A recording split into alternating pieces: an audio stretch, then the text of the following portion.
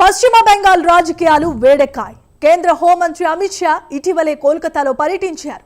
ఈ సందర్భంగా తాము తలుచుకుంటే అమిత్ షా హోటల్ రూమ్ నుంచి బయటకు కూడా రాలేరని ముఖ్యమంత్రి మమతా బెనర్జీ హెచ్చరించారు.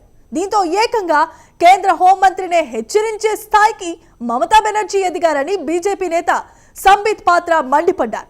పశ్చిమ బెంగాల్లో నియంతృత్వం నడుస్తోందనడానికి ఈ ఉదాహరణ చాలని ఆయన పేర్కొన్నారు.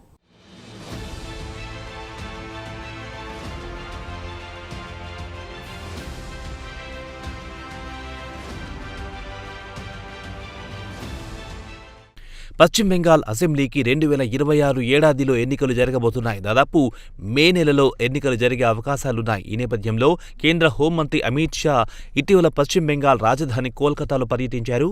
ఈ పర్యటన సందర్భంగా కోల్కతాలోని ఓ హోటల్లో ఆయన బస చేశారు.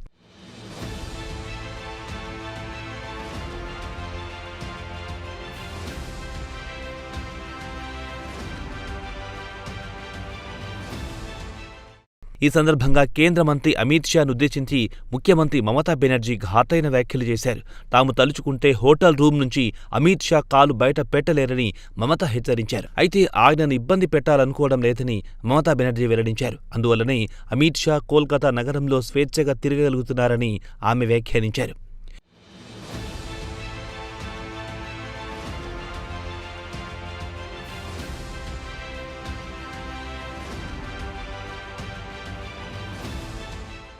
ఇదిలా ఉంటే అమిత్ షాను ఉద్దేశించి మమతా బెనర్జీ చేసిన హెచ్చరికలు దుమారం రేపాయి. మమతా బెనర్జీ తీరుపై భారతీయ జనతా పార్టీ నిప్పులు కక్కింది.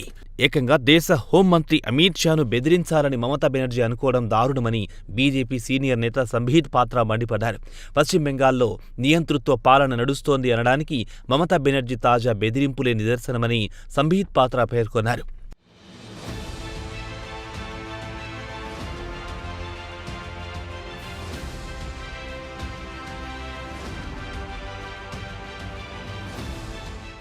ఈ సందర్భంగా పశ్చిమ బెంగాల్లో నియంత రాజ్యం నడుస్తోందని సంబిత్ పాత్ర ఘాటు ఆరోపణలు చేశారు.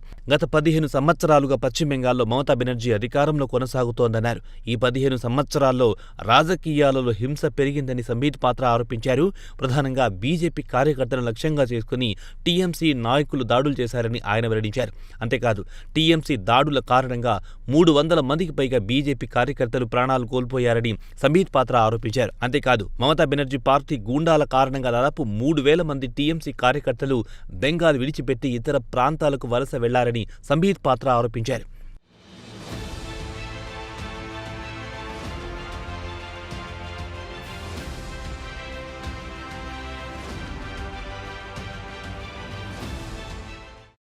అయితే వచ్చే అసెంబ్లీ ఎన్నికల్లో మమతా బెనర్జీ ఆటలు ఇక ఏమాత్రం సాగవని సంబిత్ పాత్ర పేర్కొన్నారు. మమతా బెనర్జీ నియంతృత్వ విధానాలను బెంగాల్ ప్రజలు ఇక ఏమాత్రం సహించబోరని ఆయన వెల్లడించారు. మమతా బెనర్జీ నియంతృత్వ విధానాలకు ఎన్కార్డ్ పడే రోజులు దగ్గరలో ఉన్నాయని సంబిత్ పాత్ర పేర్కొన్నారు. బెంగాల్ ప్రజలు మార్పు కోరుకుంటున్నారన్నారు. ఇందుకు 2026 ఏడాది వేదిక కాబోతుందన్నారు బీజేపీ జాతీయ ప్రతినిధి సంబిత్ పాత్ర.